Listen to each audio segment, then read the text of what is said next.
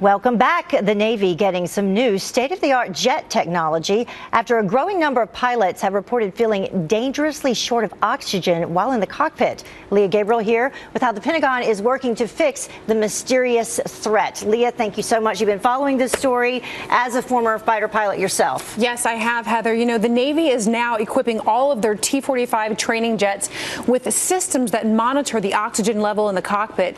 Now, the new systems will be installed by February. That's according to Mississippi Senator Roger Wicker, who served on the Armed Services Committee. So any T-45s that are lacking those modifications are being grounded while the Navy develops a new backup oxygen system that'll be installed in the future. Now, if you remember, a T-45 crash in October killed an instructor and a student pilot, but it is not known if oxygen deprivation played any role in that incident. And while the Navy has done a comprehensive review, the overall problem has yet to be nailed down. The Air Force has seen similar issues in their F-35 and their T-6 trainers. And President Trump's $700 billion military spending plan has several provisions to try to get a better handle on this problem. Now, they include an up to $10 million prize, Heather, for anyone who can get to the bottom of this cause. So you've been covering, as we mentioned, this story since it began. You were an instructor, like we said, of a T-45. You were a T-45 instructor pilot.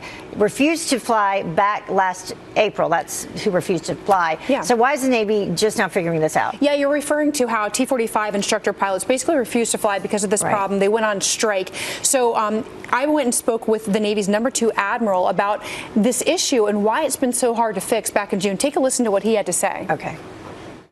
An elusive solution here is just a reflection of how complex the system is by itself.